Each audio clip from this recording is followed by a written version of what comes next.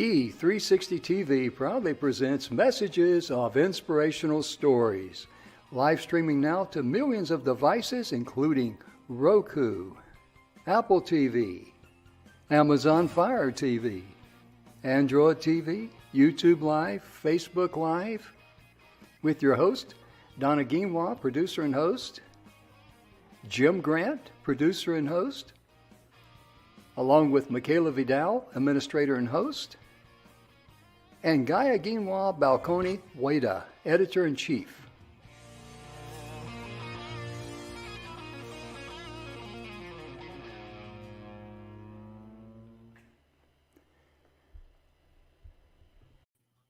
Good afternoon, ladies and gentlemen, and welcome to the show. We're so glad that you've tuned in. If you're watching us live, we're just so great that you're here. If you're watching us, on a replay or something on YouTube or whatever, we're just so glad that you're watching us. We just want to provide some great infotainment for you today. And we've started our new programming last week for our fall schedule. Of course, on Mondays, we're going to be doing Making a Difference in Business. This is going to be a program every Monday featuring businesses, mainly the entrepreneur, the solopreneur, as they call them, the small business person working out of their house. On Tuesdays, today, Finding Health Naturally. And today's topic we're going to be focused in on, as you can see there on the marquee, gut health, because this is very, very important. I've become aware of it lately. We're also going to be talking a little bit about pets' gut health, which will be, I think, of interest to you. Wednesday, our program on every Wednesday is about youth making a difference. Now, this is twofold. This is going to be young people who have risen to above the crowd to be able to answer a call for a cause or for a business opportunity or whatever. Also, too, on the other side of the coin, it's going to be for people who have been mentors to young people and help them along the way to give them the leadership and guidance and encouragement that they need. So if you fall into that category, be sure and email us. I'll put our email address up there in just a moment at inspiration@e360tv.com, and let's talk. One of our staff members will get in touch with you. On Thursdays, this is a fun day. This is about pets we love. For you folks out there that may have a real cute little video, a good high quality video now because it's for TV, about your little pet doing something funny. If you'd like for us to, consider it for a plug and a play during the show, please send it to us and we will take a look at it and see if we can fit that in. But this is all about pets we love, the things they do. And, pets just make our life worth living. They really do. So it's anything to do with pets. And Fridays is a very special day, Women in Leadership. So with all of these categories, if you or someone would be a good fit for us, because we do storytelling here. This is not a sales presentation, okay? We do storytelling here. And if you or someone you think would be a good fit for us, or if you have a good little video or something like that, please let us know. All you have to do is email us here at the TV station, inspiration@e360tv.com. Our staff will get it, and someone will get back in touch with you ASAP. And with me today is and I stole this phrase when I use it from Pawn Stars, when Rick calls the guy down there, I think his first name is Mark at the Clark County Museum, the Beard of Knowledge. We have our good friend, Mr. Joel Peterson, join us today. Hello, Joel. How you doing? Good afternoon, Jim. Thank you once again for the invite. Thank you, because I really appreciate the fact that you've worked many years with Dr. William Clearfield, and you've going on 8 years, I think, and you've seen his work right up front. You've seen what he has done in your life. And I'm still amazed. I mean, because when I first met you, you were not nearly the person you are today. No offense. I mean, you had a lot of issues, and I don't think you mind me sharing this because You had issues. You were down to 135 pounds. Your mother had to feed you to keep you alive. You were told PTSD was all up here, and we find out it starts in the gut. And that's why we wanted to talk about gut health today, not only for us as humans, but also we're going to mention a little bit about pets because their gut health is important too. But also too, what's really impressive is that if you'll bend down a little bit, you can see, I mean, I've known in the past, just show the top of your head. You got some fuzz starting to grow up there, brother. Amen. Yes, I do. That is quite an accomplishment because, and I'm going to let you share a little bit about how the hormone therapy, because that plays a big part in what you and Dr. Clearfield do. Correct.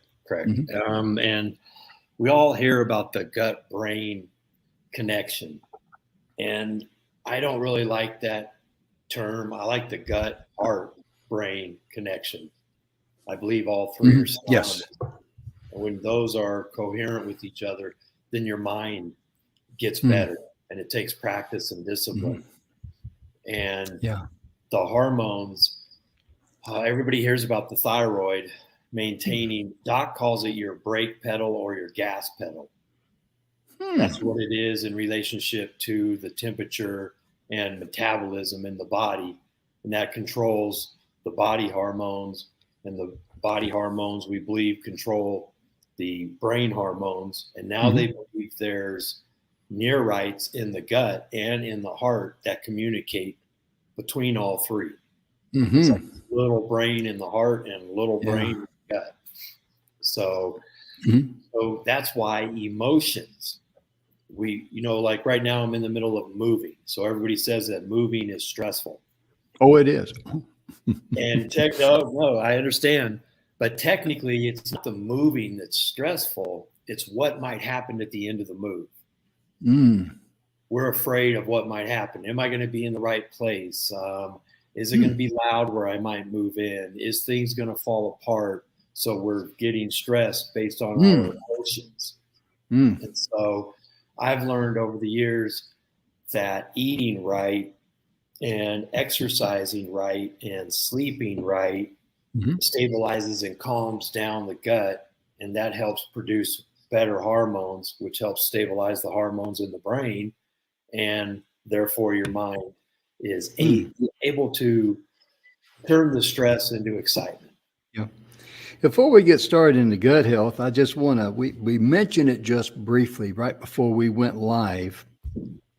And I want to just mention this out there to you folks in TV land. Over the last several weeks, I've seen a lot and I've heard a lot. It seems like everybody, sees a video, they want to make one, and then somebody else wants to make one. The problem with that is, I don't see any, proven other than this is what you do, this is what you get. I'm talking about the saltwater flush.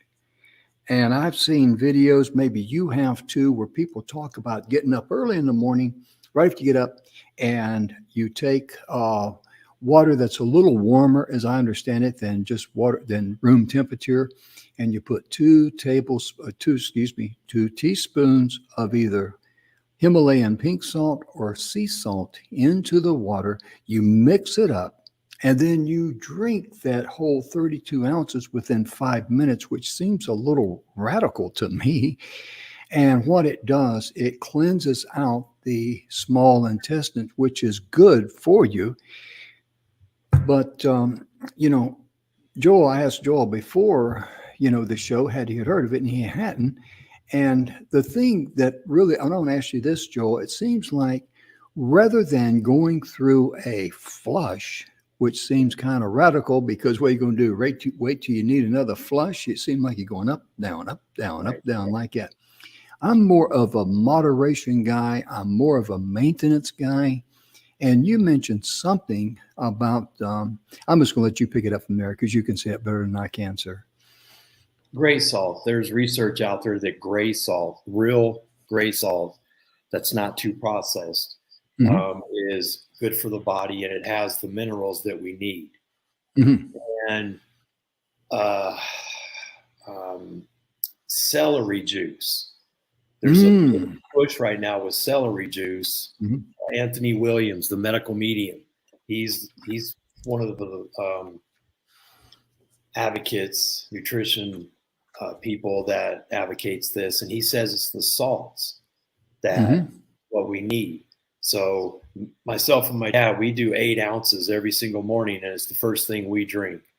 And the Asian populations, I believe it's mostly the Japanese, if I'm correct, when they wake up, that's what they do. They do a cup of water. They don't put salt in it. They just do water. And some of them do tea, their matcha tea or their green tea. It's real huge with them. But they believe waking up and drinking water first thing in the morning. That's what I've heard, is that they get up in the morning. And of course, when I went to cardio rehab, the person there told me, the nurse there told me, she says, in the morning when you get up and you go to the restroom and you drain your bladder, that's when you should weigh yourself, because that's actually your honest, true weight, because you've been fasting overnight. Now, and of course, I heard the Japanese, it was mainly what I read about the Japanese. They were notorious about getting up in the morning. First thing they do is drink a glass of water. And that's why that really does help you lose weight. There's no question about that. It really does. Now, you mentioned gray salt, and you mentioned what you and your dad are doing. Number one, where do you find your gray salt at? And how is it different than sea salt? And number two, what is your mixture in that 8-ounce glass? Okay. He went to the store to get me some sea salt, folks, or gray salt. Right. Well, I use the gluten-free, non-GMO Himalayan sea salt, so I've got that. Then we have what's known as real salt, and the real salt, they get underground, not above ground. That way you avoid the pollution. And then I use your basic Selena Naturally Celtic sea salt, and you can get this at Whole Foods or Natural Grocers. And that's fine ground. That's your good gray salt. And what I do in my coffee in the morning after I do the celery juice is I just do a couple sprinkles of each. I don't do a lot. Just like a dash? Just like a dash? Yep. It probably comes out, I think altogether it'd be probably a quarter teaspoon. That's what I'm kind of thinking too. Yeah. You don't need a lot. Now, in the morning you get up, you use the celery juice, right? And explain or share with us, if you would, how you do that. You put celery into a blender and blend it up, or grind it up, or we actually use a juicer, and we juice it at night. Put it in the fridge, and we have 2 little 8-ounce bottles that we put into the glass. We like glass. We like to use as much glass as possible. Yeah. And you're theoretically, the closer you can juice it and drink it, the better for you. So if you're sick, or if you're really dealing with some hardcore cancers or something, you might want to juice it first thing in the morning. And it's the same thing with foods. Going to Whole Foods, well, if you go to Whole Foods that you just picked from the garden, they're still in essence energetic, and they still have they're still growing. So if you can get like Brussels sprouts that's on the sprout, and you can pull it off the sprout, this is how you get energetic food and healthier food, and it's way more better for you. Yeah. It's really amazing. And all those salts you showed us, the Himalayan pink salt, the gray salt, and the sea salt, you get it at Whole Foods or wherever, something like that? Correct. And that's really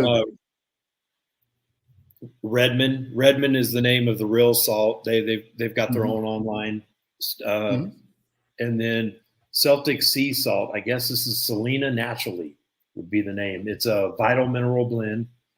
And then the Himalayan, I don't know who this is. Himalayan salt. Interesting. Yeah. I'll have to find out. They talked about a Himalayan pink salt. Maybe that's what it is. But ladies and gentlemen, just do your research on there. We know that regular table salt, it's been processed, and it is not in the league of those salts that Joel is talking about. And Joel, you work with Dr. William Clearfield there in Reno, and I think we still have his information up here. Let me search for it a little bit. There it is. Sure. Dr. Clearfield's website is drclearfield.net. And you can, because you've been there with him for going on 8 years, and you've come a long, long way, and it's really helped you. But when it comes to our gut health, a lot of people don't realize how important our gut health is. Would it be kind of a safe thing to say that is the foundation of your, where you put your cornerstone for your foundation for your health? Is that a fair statement?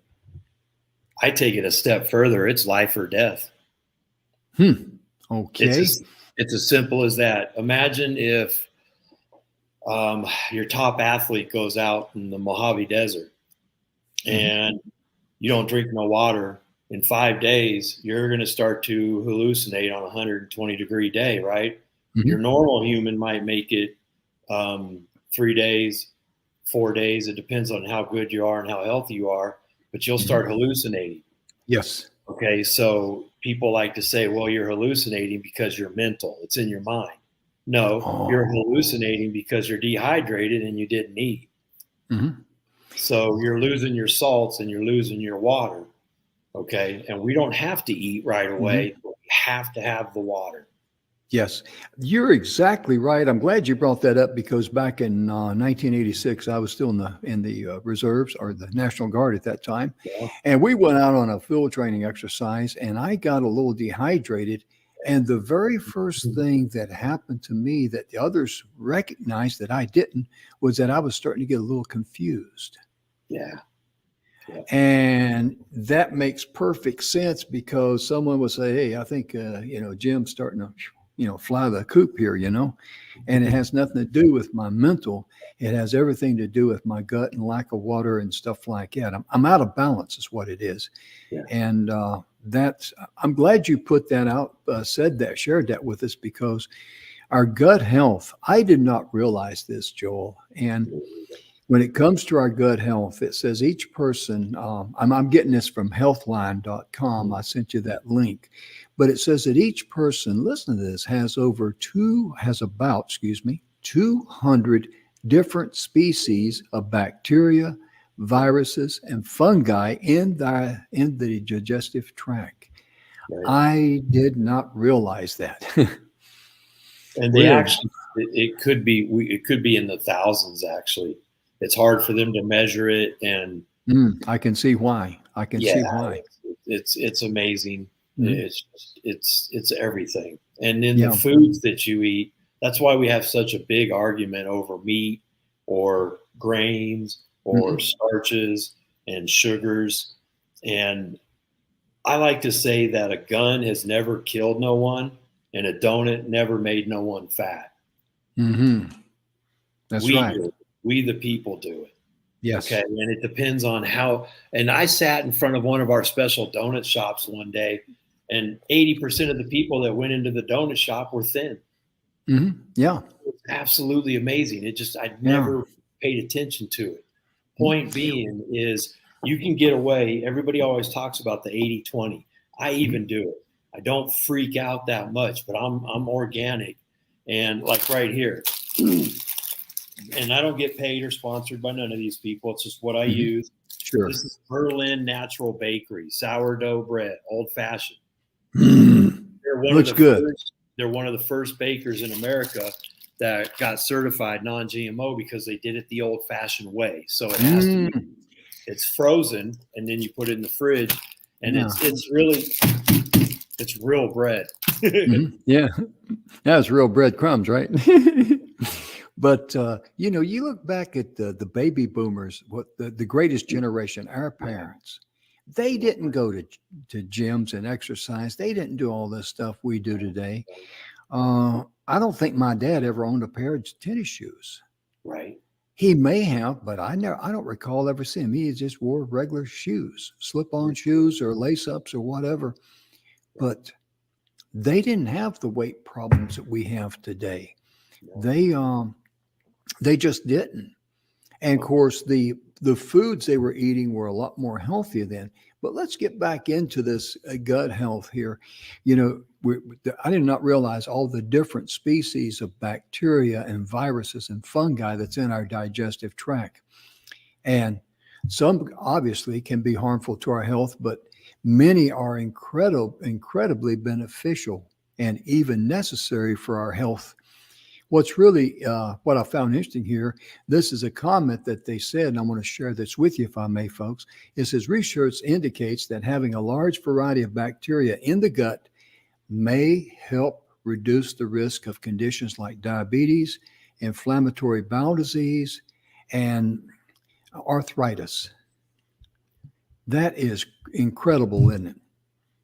Like I said, it's life or death. It's everything. It all starts. It really does start in the gut. And many of us have heard it's not what you eat, it's what you absorb. Oh, yeah. And that's why digestive enzymes, many believe, we have one called wobazyme, and there are some doctors out there that use it for cancer, that treat cancer, to make sure you eat what, or you absorb and you digest what's available. Yeah, because a lot of the plants that we eat, they have a poison in them. It's called oxalic acid, oxalic acid, and it has been shown in many tests that oxalic acid will attack abnormal cells like arthritis and cancer and things like this. It's in our the one vegetable I remember that has the highest level or content of oxalic acid, ladies and gentlemen, is parsley. Yeah. And so many times when I want to, recharge oxalic acid a little bit, I will put it under my tongue, the parsley. Right. And I'll just, let the juices be absorbed, because when I was in the hospital and they give me the nitro for my heart attack, they don't tell you, you do not swallow that pill. They want that under the tongue so it can be absorbed into the blood. You need the benefits of the oxalic acid into the blood rather than in the gut. And that's just the way it is. But I want to go into, probiotics and prebiotics. I'm a little bit ignorant of those two things. I know they exist. I know they got different purposes. One time I went to the doctor and he wanted me to start using I forget the brand name, but it was probiotics. I remember it was pro, it wasn't pre. You want to share some information on probiotics or prebiotics, or do you guys use that in Dr. Clearfield's practice there? Or we have some, and there's some very, very high level prebiotics and probiotics. They're semi-expensive. And the research is still out, shall we say, on that. So we try to stabilize hormones, and we try to stabilize your diet system and your hydration system. We try to balance you out before we start to slam you with pills. Yeah, that makes perfect sense. I like that philosophy, because I always subscribe to the fact that living healthy and doing things in moderation so you don't shock your body. Yes. That's been my experience, because I tell people that after I had my open heart surgery, they had me on these, medications, and one of them, oh my goodness gracious, it was working my kidneys overtime. I'd go to bed, and about every hour to maybe hour and a half, if I was lucky, throughout the night, just like clockwork, I'd wake up and I'd have to go to the restroom and drain my bladder. Yeah. And so one night I figured, I'm going to try to at least get 2.5, maybe 3 hours sleep before I start this every hour and a half cycle or sometimes it's every hour cycle, getting up, going to relieve myself. So I took one of the pain pills they sent me home with. Now I didn't have any pain, but I figured I was just, going to, fudge a little bit. That didn't work too well for me. And I'll tell you why, because when I woke up again about an hour and 15 minutes later, I gotta go, and I got up, and guess what? I was all kind of woozy. I had to sit down in the bed and kind of like, get my bearings. And I figured, well, that's one cheap thrill I'm not going to try again. Because I didn't have to hand walk the wall, but I kept my hands on the wall going down to help stabilize me. That's how, it was. And of course, then I started the process of looking, how can I, treat my heart? Because I did not like what I was seeing on all the side effects of the medication I was prescribed. Excuse me a minute. Sure. Had something there in my throat. But when it comes to improving your gut health, I want to get back into this a little bit. Your gut is very complex. It's a lot more complex than what a lot of people realize, and it's important for your overall health as a topic to increase the research in the medical community. It's very much so. Studies are being done all the time, and they definitely have found links over the last several decades between gut health and your immune system. They work together in perfect harmony, don't they, Joel? Yes, to say the least. And your emotions and your immune system work together. And Dr. Gabor Mate, I've been studying lately, he's a trauma and an addiction specialist, and he believes that a lot of our emotions and our stress, our perceptions and our beliefs come by how we were brought up, including schools, including TV, including culture, and the Aborigines and tribes. They wouldn't put their kids down. Very, very rare for the first year. And some tribes you're not allowed to. Someone always has to be carrying the kid and loving the kid. And he calls it attachment. And you develop your authenticity at that time, more of it in your 2, 3, 4, 5, and 6 years old. But 1 and 2, we're taught in our culture that if the baby's crying, just sit it down and leave it alone and let it cry in a room by itself. So we develop traumas and we develop emotional traumas. And we start to stress out our stomach, and we damage those probiotics and the prebiotics. We damage those bacteria. And so we're growing up sick. And so our job is to balance that out right now and to be nicer on ourselves. And you've got to stay away from a lot of the fake food. Oh, yeah. As you're talking about that custom, it made perfect sense to me because, the baby for 9 months, as it's being developed and becoming life, it is life at conception, what I believe in, but as it develops into a baby, it's brought, gets obviously when the mom delivers it, it's delivered out of the womb. Now it's went from a very safe place where it had everything it needed, and now it's out in this big open world just like us. And I could see where holding a baby, and having that baby attached to somebody, because we're social creatures, we cannot live without love, period. I don't care who you are or what you say, we just can't. And I can see that would be a huge benefit. Go ahead, sir. They tested it in Germany, World War II. The Nazis would take a baby from one of the Jewish mothers, and they would put the baby in the middle of a room, and they would feed it, but they wouldn't let no one attend to the baby. So the baby had no attachment to no one. And the babies, even though they were feeding them, the babies would die. Wow. We have to have attachment. It's that important. And why do you think God made a baby cry? There's a reason a baby cries. It's not because it's angry at you. It's not because it's mad. It's not because it's a baby. It's because it's a natural way to say, hey, I want to be attached. I need some love right now. And so they pick up on our energy. They pick up on our heat. There's a reason they cry. And we damage that in this country. And now we have a lot of cesarean C-sections. It's a huge number right now. And so once again, that bacteria with a natural birth gets disturbed.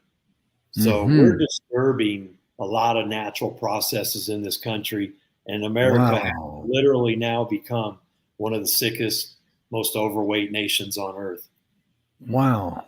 That is absolutely amazing because, ladies and gentlemen, I've never heard, Joel share this with us. And of course, I put down Joel's email address there and his phone number. That's his personal cell phone number if you would like to get in touch with him there and ask him any questions there or contact Dr. Clearfield there because Joel works very close in harmony with Dr. Clearfield.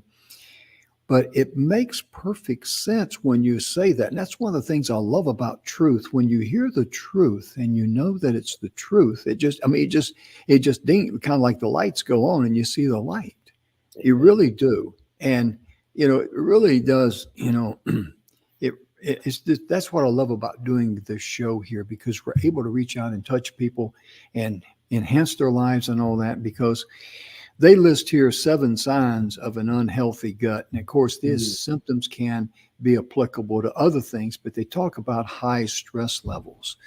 And that makes perfect sense, Joel, because if your gut's out of whack, and I mean, just think when you have a stomach ache or if you don't feel good to your stomach, your patience is a little bit shorter than it normally is. Would you agree with that? Amen, to say the least. That's why all the road rage is out there right now. That's a good point. That's a very good point, because people's gut health, if your gut is not healthy, you're not happy. That's just a good way of putting it. Yeah. And they talked about the high stress levels, also not enough sleep. Let me put it like that. Not enough sleep. We hear so much about how much sleep we need. And Joel, I'm the kind of person, if I go to bed at 10 or 10:30, I wake up around 4 or 4:30 and I'm ready to go.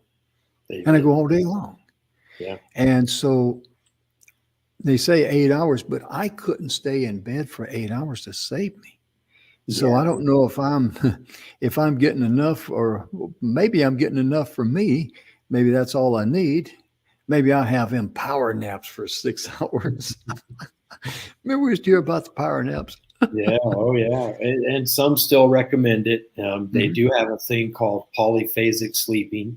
And there are some very important people that used to do that. They would sleep 2 4-hour segments or 2 3-hour segments. Yeah.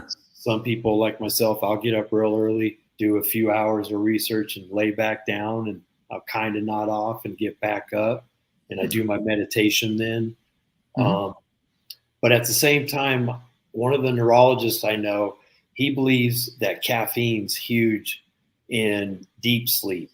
And we know that caffeine roughly has around a 5-6 hour half-life. So that means it has a full life of 12 hours. So the last time you drank caffeine, 12 hours later, it's still technically in the blood-brain barrier. And so you don't really get into what he calls the 4th stage deep sleep. Oh, I see. Yeah, which is even above REM sleep. And according to him and some others, this is where we can repair our traumatic brain injuries. Wow. It's that's pretty huge. That is huge. In fact, ladies and gentlemen, one of our good friends here, one of the hosts and director of marketing, Mr. Emerson Brantley. Emerson, he suffered a traumatic brain injury, and we're going to, looks like we're going to be able to set up maybe a program where we can follow his journey a little bit. And he's got a good background, and we're going to see what we can do there, because traumatic brain injury affects a lot of people's lives, not only the person that suffers it, but the family that suffers along with it, just like any other disease. And that's going to be interesting to see how all that works out. But when it comes to, improving our health, it talks about eating a Western diet. That's high processed and high sugar foods. Why would they target Western diets, Joel? Why would they say eating Western diets is not good for you? It's been proven. Wonder why. It's been proven in some of what we call the blue zones. Okinawa, Japan is one of them for sure. As soon as they start to take in our foods and eat our diets, boom, they start to get sick, and it happens fairly fast. It's horrible. It's just horrible. I can see that happening real fast because their body is so used to a certain amount of nutrition. And then that'd be like, putting oil in the gas tank. Yeah. It really would be. My goodness gracious.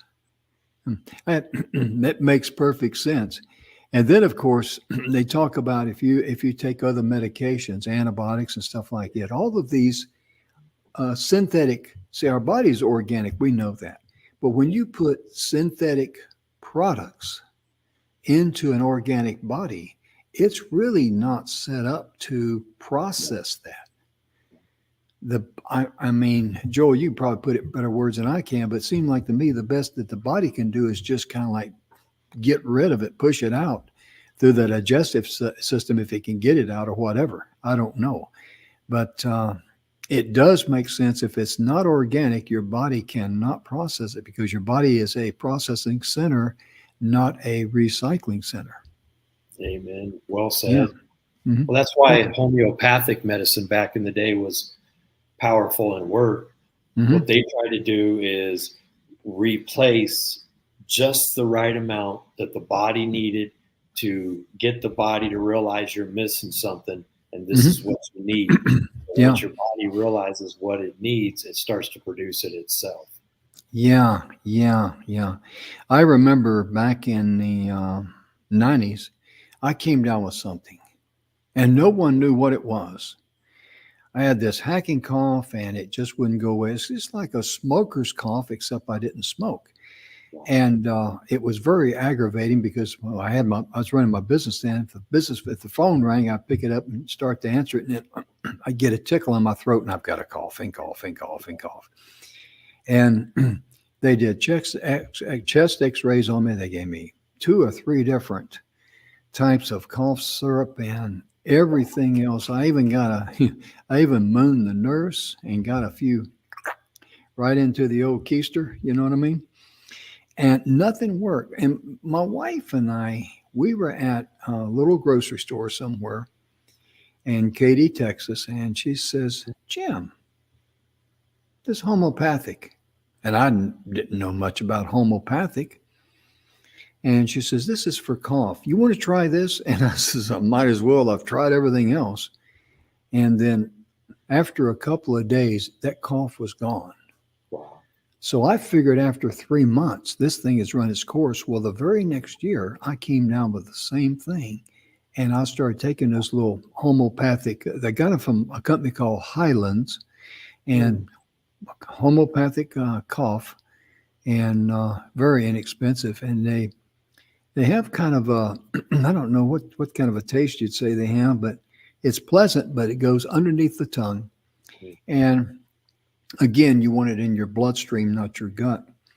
And it just knocked that cough right out. And I'm going like, are you kidding me?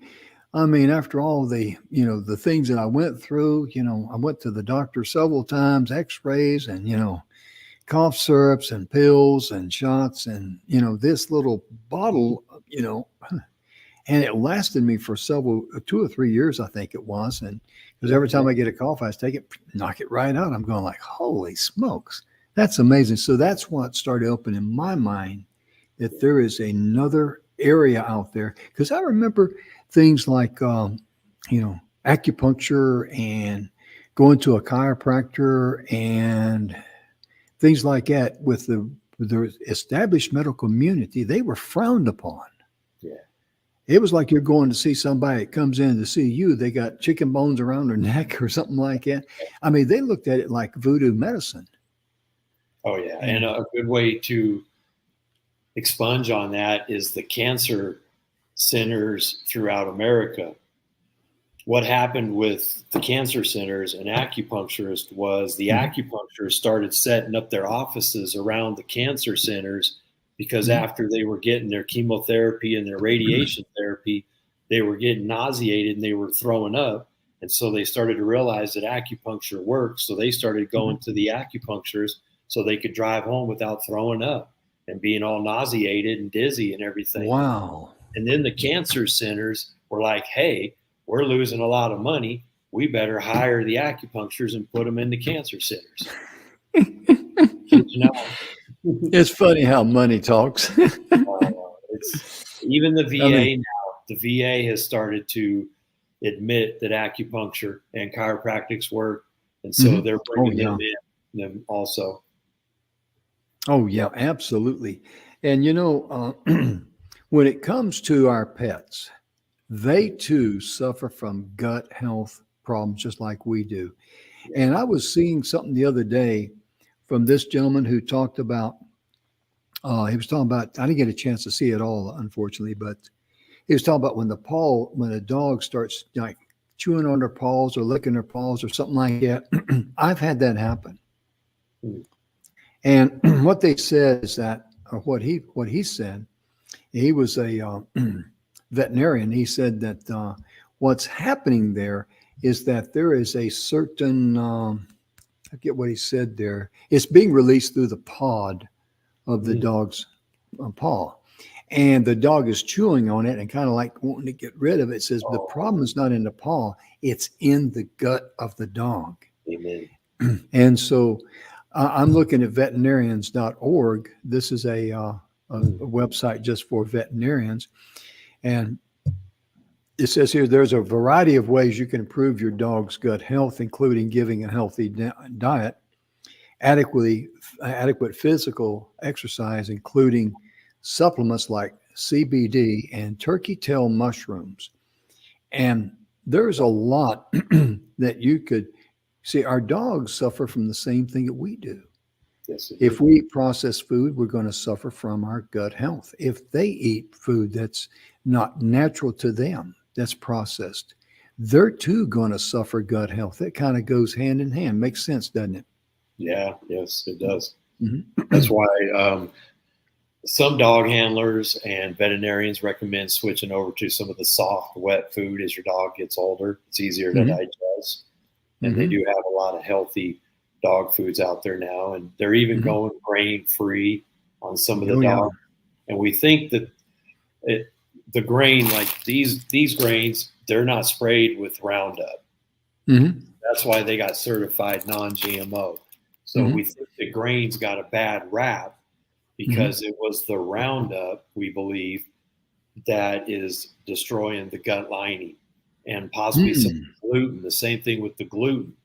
This does have some gluten in it. It's natural gluten, but it's not the added gluten that's turned into a powder from a genetically modified wheat that has been sprayed with Roundup.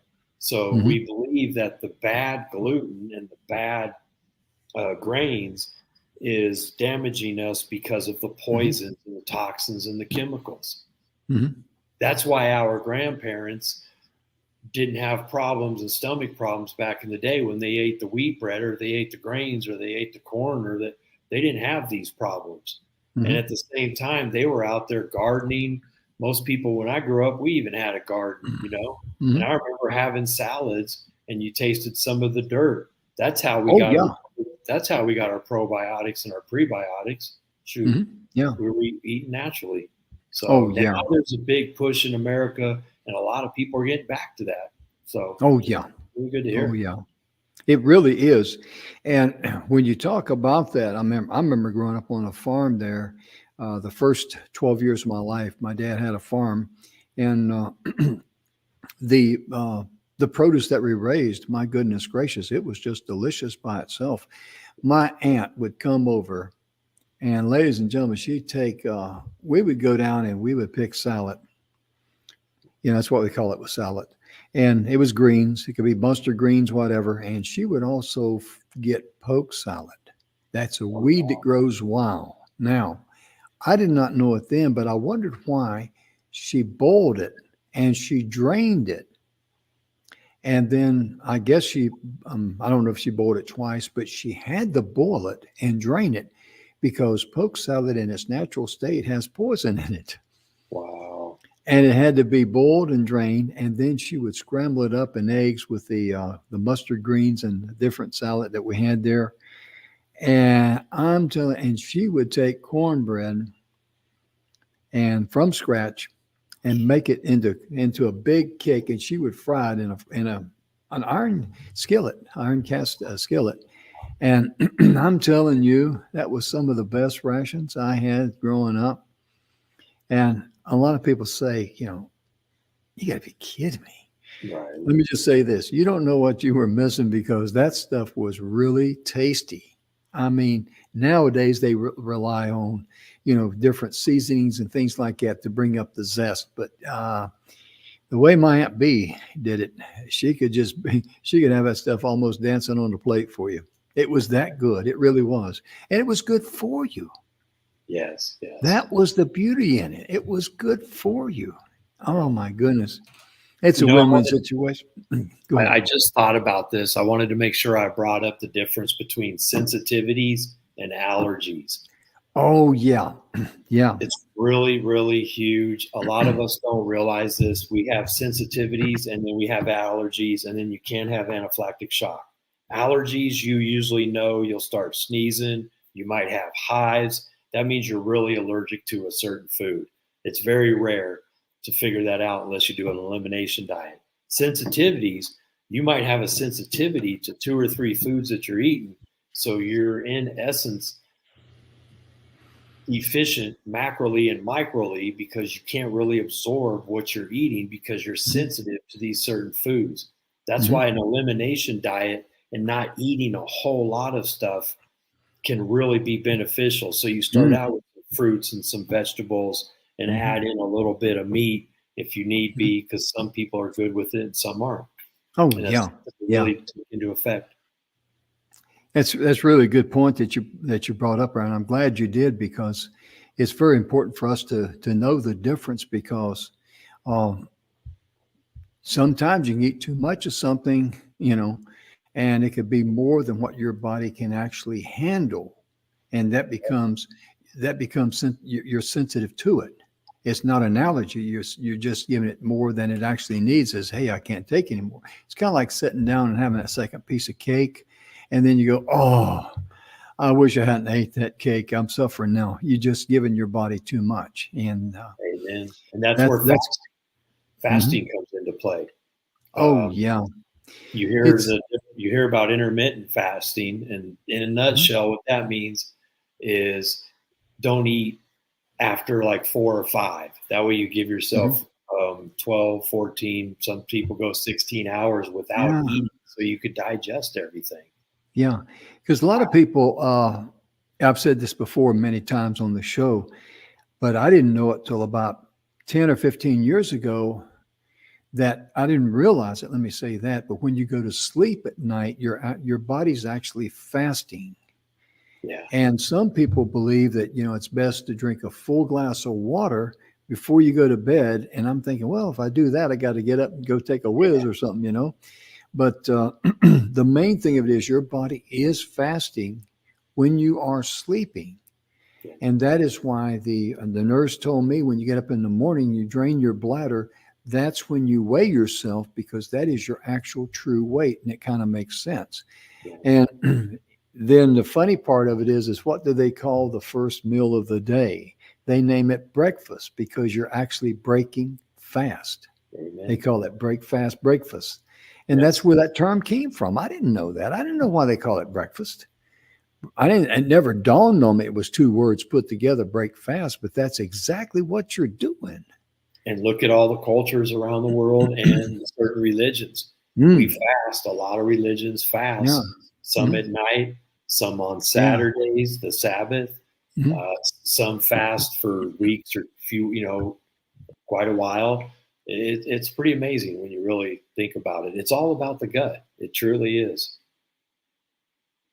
It really is. And in my studies, and this is one thing I need to say out there for just for, you know, legal reasons or whatever, make sure anything that we share with you, you discuss with your doctor. I mean, that's very, very important.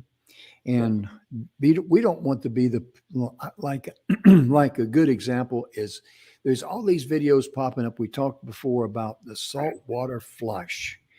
And the sad part of it is a lot of people, without doing proper research or discussing anything with their doctor, That's will right. just, take it as gospel when they don't even know the person. Yeah. They don't even know their credentials. I mean, they don't know anything about them. Yeah. And it might be a wonderful treatment for them, but for you, it may not be. And I'm just not, I'm just talking about that in general. Yeah.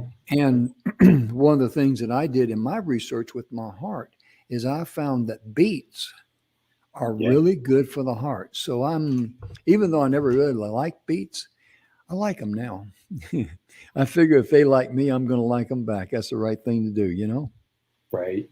Amen to that. Yeah, no, I actually have a beet powder, and so, like I said, I don't get paid by this, but it's just what I do. This is the organic beetroot from Whole Foods, and it's one of the powders. I do Health Force fruit and vegetable powders in my coffee, and I also do mushrooms in my coffee. Yeah. So my coffee has a reason and a purpose. I do want to go to decaf, and I'll talk to you about that a little bit later. I'm thinking about switching over to decaf. Decaf coffee? It may have more chlorogenic acid, and that's more of an antioxidant. Is there the process that I've looked at for decaf coffee? It's pretty harsh, some of the things they use. True, and that's why I've stayed away from it. Is there a better process that they have for taking the caffeine out of they coffee? have cold processes, the Swiss processes, the Swiss cold press, I believe it's called. So they don't use the chemicals to decaf. It's not as harsh. Yeah. So and at the same time, Dr. Pam Popper, she has a tea that she sourced from the Ming Dynasty in China, and it's actually a real tea, and she's got the real license to it, and she's been using it for a long time, so it's a real good tea, and I might switch to that next. Keep you updated on that.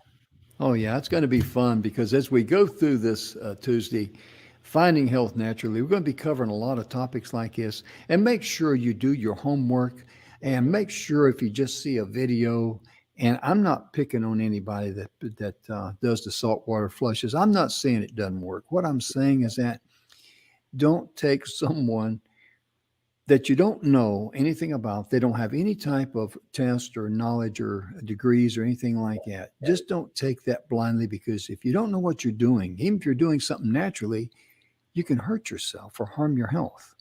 Be prudent.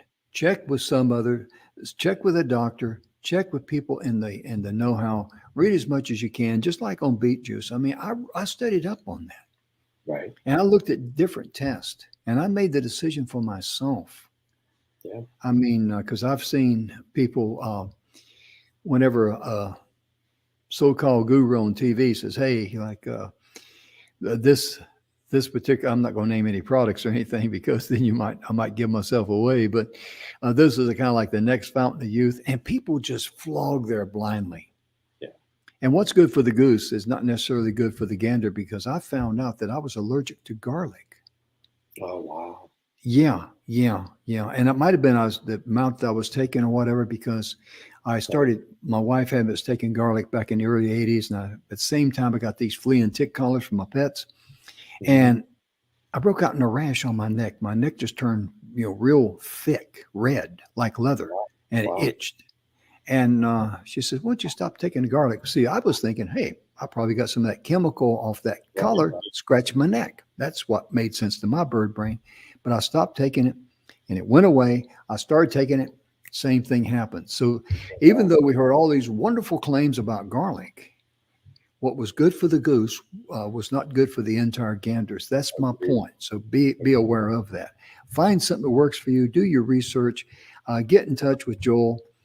Dr. Clearfield there. Let me put your website up one more time as we get ready to go. Close the show out and get out of here. I got to find it here. We got a bunch of them here I keep. But Dr. Clearfield at drclearfield.net. Be sure and get in touch with him. Check it out. And ladies and gentlemen, and Joel, thank you very much for being with us again. My goodness gracious. I just really, you know, we're friends and we go back a ways, and I just love being on the TV show with the Beard of Knowledge. Likewise. Thank you so much, Jim. It is such an honor. Well, thank you. It's our honor and privilege to have you here. And ladies and gentlemen, thank you so much. We sincerely hope that this show will help you open your eyes and open up your mind. And most importantly, get you to thinking that you can improve your health. Be sure, and one thing you should do is make sure you love yourself, then you can love others. And as Donald likes to say, be sure and give yourself grace. We hope that you and your loved ones are healthy, happy, and enjoying life. And we'll be back tomorrow. We're going to be covering youth making a difference. We'll see you tomorrow.